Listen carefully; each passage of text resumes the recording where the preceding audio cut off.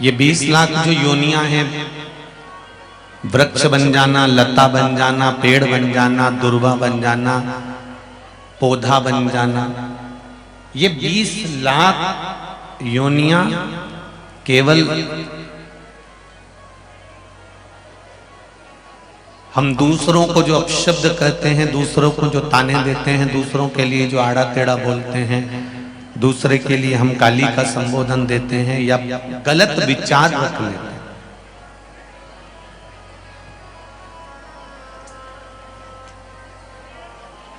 ये वृक्ष, ये डालियां, ये पौधे, ये लताएं, ये जितनी भी ये योनियां हैं, ये सब इसी को प्रमाणित करती हैं कि हमने अगर किसी को अपशब्द कहा है, किसी को ताने दिए हैं, किसी को गालियां दी हैं, किसी को आड़ा टेढ़ा बोला है, तो ये वृक्ष जो फलदार बनते हैं, जिसमें आम लगे होते हैं, जिसमें बेर लगे होते हैं, जिसमें फल लगे होते हैं, जिसमें फूल लगे होते हैं, ये वृक्ष भी भगवान से बार बार निवेदन करते हैं कि अगली बार हमको फलदार मत बनाना, अगली बार हमको पुष्प वाला मत बनाना, क्योंकि फलदार जो वृक्ष होता है उसमें फल तो लगे होते हैं पर उसमें पत्थर बहुत मारे जाते हैं।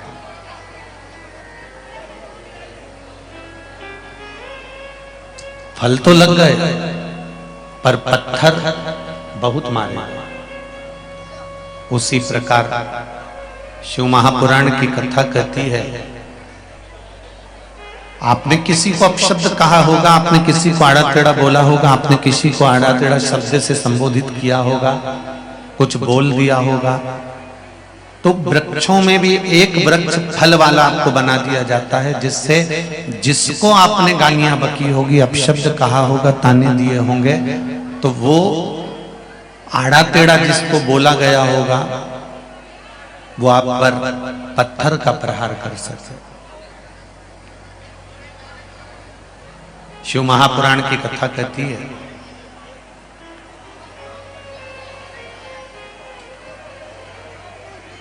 कि संपूर्ण ब्रह्मांड में, शिव महापुराण की कथा कहती है संपूर्ण जगत में ये जितने जलचर, थलचर, वायुचर, ये जितने भी जीव नजर आते हैं, इनके नजर आने का एक कारण है कि कर्म के अनुसार कुछ भोग करता है। पहले भी कहा, आज फिर कहते हैं, मत बुरे कर्म कर बंदे, मत बुरे कर्म कर बंदे, वरना पछताएगा भगवान की आंखों से तू बच नहीं पाएगा, तू बच नहीं पाएगा। अरे ओ अज्ञानी मत कर नादानी, अरे ओ अज्ञानी मत कर नादानी।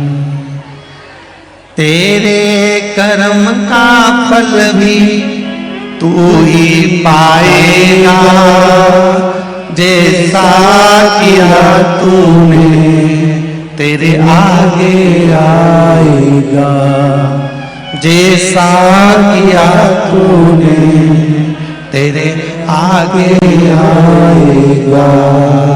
मत बुरे कर्म कर बंदे, वरना पछताएगा भगवान की आंखों से तो बच नहीं पाएगा, तो बच नहीं पाएगा।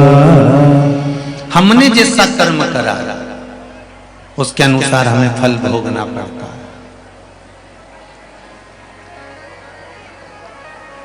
अच्छा करोगे अच्छा प्राप्त होगा, बुरा करोगे बुरा प्राप्त होगा। अच्छे कर्म की ओर जब आप आगे बढ़ेंगे तब कुछ ना कुछ अच्छा जिंदगी में अवश्य प्राप्त हो, ये निश्चित है।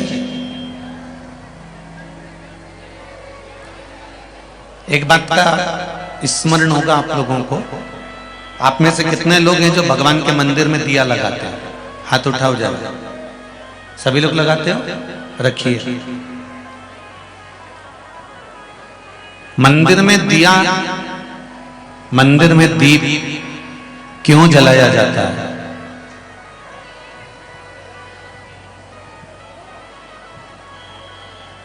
हम मंदिर में दिया क्यों लगाते हैं? मंदिर में दीप क्यों जलाते हैं? मंदिर में दीप जलाने का कारण क्या है?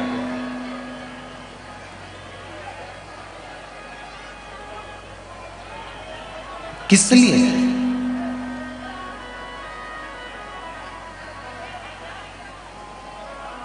मंदिर में दीप जलाने का कारण क्या हो सकता है? मंदिर में दीप किस लिए जलाया जाता है? हम मंदिर जाकर भगवान को दीप क्यों लगाते हैं? किस लिए लगाते हैं? शंभु। ओम नमः शिवाय। ओम नमः शिवाय। ओम नमः शिवाय।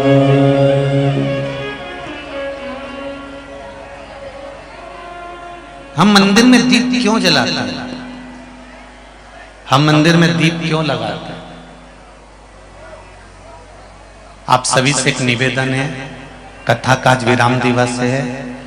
बहुत दूर दूर से आप लोग कथा सुनने के लिए आए हैं। 10-10, 20-20 रुपए ऑटो वाले को भी दिए होंगे यहाँ तक आने का और जाने के लिए भी। मात्र 3 घंटे की कथा में से आधा घंटा तो आशीष भैया ले जाते हैं, बचते हैं 2.5 घंटे।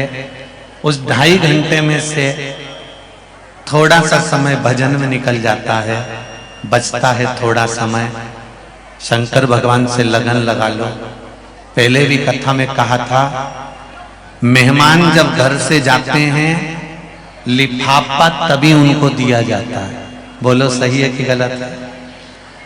बुआ जाते जाते अपने भतीजे को रुपये देकर जाती है, मामा जी जाते जाते अपने भांजे को आखिरी में पैसे देकर जाते हैं, फूफा जी जाते जाते आखिरी में कुछ ना कुछ अपने बच्चों को देकर जाते हैं। आखिरी का जो दिन होता है वो कुछ देने और लेने का होता है। और आज ही का वो दिन है गंगा दशहरे का, जिस दिन आज मेरा भोलेनाथ आप कथा प्रेम से सुन लें तो मेरा बाबा जाते जाते आपको कुछ देकर चले जाए। इसलिए स्नेह से शंभो हर हर महादेव।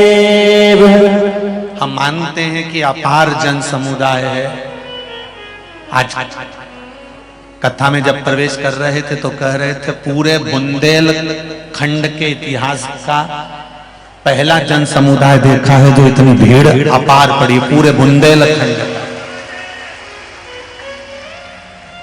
हम मान रहे हैं कि जगह नहीं है, पंडाल फूल हैं, रोडों पर आप लोग बैठे हो, खेतों में धूप में आप बैठे हो, पर पूरा प्रशासन भी आपकी सेवा में लगा हुआ है। पूरा प्रशासन हर तरह से सेवा में लगा हुआ है।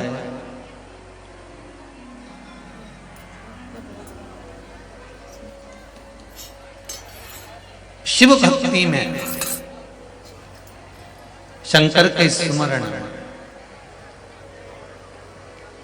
आपका चित्तवृत्ति, आपका मन परमात्मा को दिया।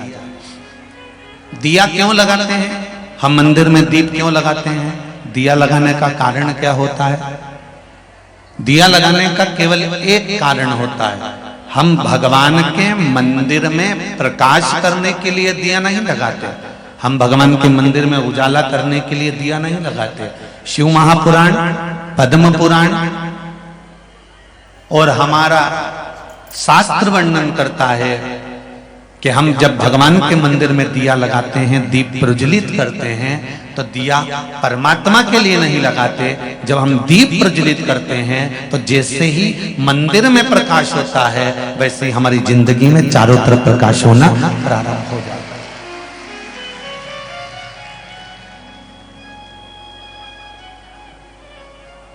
दीप का मतलब क्या होता है? सूर्य देवता की साक्षी। शिव पंचायत, शिव महापुराण की कथा आप लोगों ने सुनी थी। शिव पंचायत, शिव महापुराण की कथा यदि आप लोगों ने सुनी थी तो उसमें वर्णन करा था कि प्रत्येक पूजन में, अर्चना में, यज्ञ